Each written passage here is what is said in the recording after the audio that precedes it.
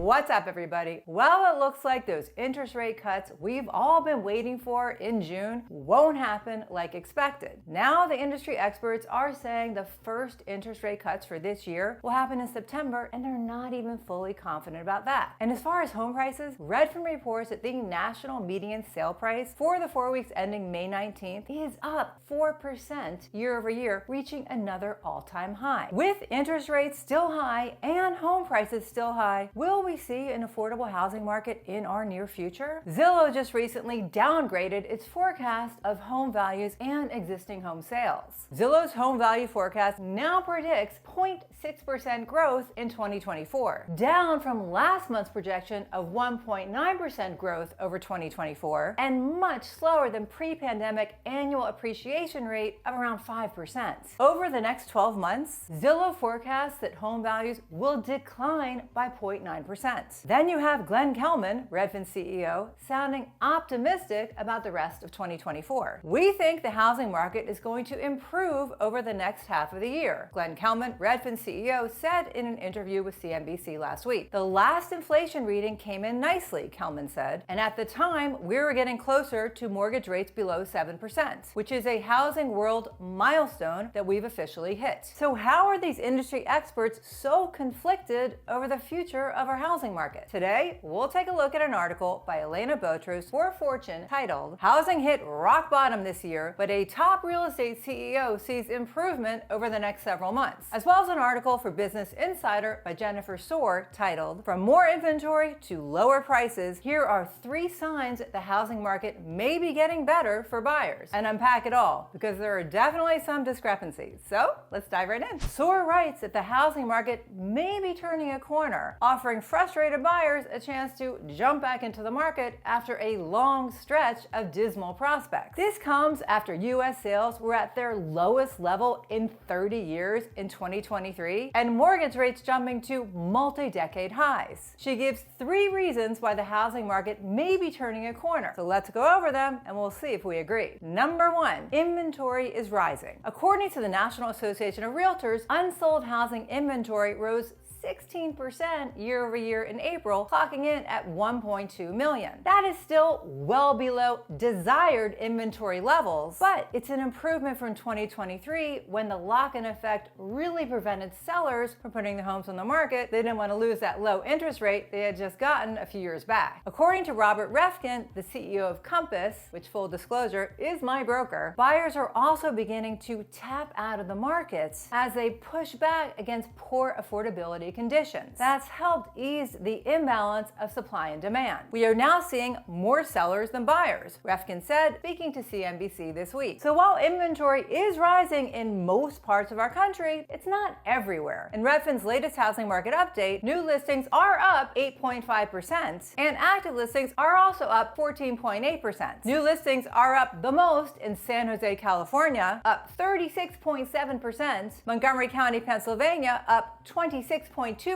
Phoenix, Arizona, 26.1%, Seattle up 21.2%, and San Diego up 21%. But new listings are down in a lot of places as well. The metros with the biggest year-over-year decrease in new listings are Atlanta down 8.1%, Chicago down 4.9%, Detroit down 3.9%, Virginia Beach, Virginia down 2.6%, Newark, New Jersey down 2%, and Warren, Michigan down 1.8%. So while inventory rising may be Soar's first reason for the housing market turning, it's clearly location dependent. Let's move on to her reason number 2. Home prices are dropping. More inventory does have the potential to lower home prices as supply and demand rebalance. Home prices did hit a record high in April, with the median U.S. home price clocking in at $387,600, according to the latest report from Redfin. However, according to Refkin, 34% of the homes on the market have seen a price drop in May. That is the highest percentage recorded over the past 10 years. Prices are also starting to fall in key metros like Texas and Florida, which have seen more new construction than any other state in the country, according to Redfin data. The boom is over, in part because many people have been priced out. Now, homes are sitting on the market and price growth is stagnating, Redfin reports. In Redfin's latest housing market update, 6.4% of the homes did have a price drop, the highest level since November of 2022. That being said, median home sale prices are up 4% year over year, reaching another all-time high. The metros with the biggest year-over-year median sale price increases are Anaheim, California, up 20.1%, Detroit up 16.9%,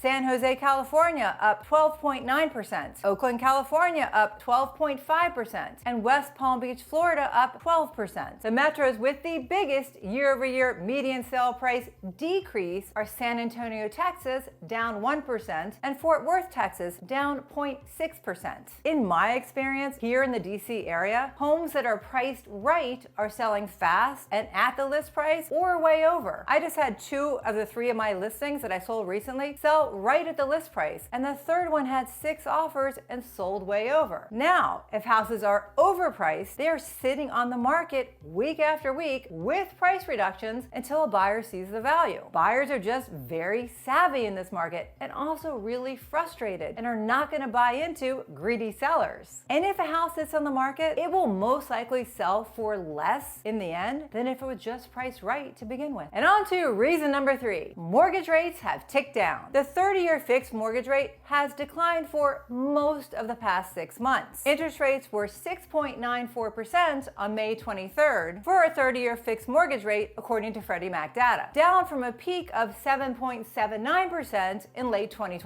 Elevated mortgage rates are a key problem in today's housing market as they deter both buyers and sellers from making deals. Sellers don't want to give up their super low mortgage interest rate to then go buy something new with a much higher rate, and buyers are getting priced out of the market due to these high rates. But mortgage rates, which are affected by interest rates in the economy, could continue to ease as markets gain more confidence in Fed rate cuts, Redfin's Kelman said. The Fed has suggested it will not cut interest rates until it gains more confidence that inflation is heading back to 2%. But inflation looks now to be at a reasonable level, Kelman added, with consumer prices cooling to 3.4% in April. If there weren't a rate cut, that would be a problem, and then you'd see slower growth or even negative growth in the housing market. But mostly, we hit rock bottom in the first quarter of 2024, and I would expect the housing market to do a little bit better through the rest of the year, Kelman said. Compass's Redfin also expects mortgage rates to come down in the coming months. Rates dropping to 5 to 6% would make the housing market explode, but even a 6.5% 30-year mortgage rate would be enough to make the housing market very strong, Redfin said. In Botrus's article, Kelman discusses how rents matter too. They're a major component of inflation, and the reason mortgage rates haven't come down further, Kelman said. The housing market is in some kind of difficult spiral right now, where home prices and rents are driving inflation, and that drives mortgage rates, and that keeps the market kind of locked up, he explained. Rents are cooling in some metropolitan areas, so he does expect that to filter into future inflation readings. The Sun Belt is seeing some of the largest rent declines in the country. Either way, he doesn't see rents shooting through the roof because of how many multifamily units have come into the market this year and last year. Still, on a national level, asking rents did go up 1% last month, which was the first increase in a year, according to Redfin. We feel reasonably good, Kelman said of the housing market. I just don't want to have a party here and drink a bunch of champagne. It's just a little bit better, and that's worth noting. Some other housing market statistics for the 4 weeks ending May 19th are: pending sales are down 4.2%. That's the biggest decline since the 4 weeks ending February 25th. 44.9% of the homes sold in the first 2 weeks, down from 49% a year ago. The median days on the market is 33 days, up 3 days from a year ago. 31.3% of the homes did sell above the list price, down from 34% a year ago. And the months of supply hit 3.2 months, up 0.6 points from a year ago. The bottom line is we are experiencing a mixed housing market. In most parts of our country, it is still a seller's market due to the lack of inventory. But I do see some changes in that homes are staying on the market longer, and they are getting a lot more price reductions, especially if they're not priced well to begin with. One thing we can all agree on is that the housing market, with these high prices and still high interest rates, has become completely unaffordable. Tell me what you think and tell me what you're seeing where you live. And if you missed last week's video on how Wall Street may be destroying the housing market, definitely check that out next. Thanks for watching. I do appreciate it. Bye!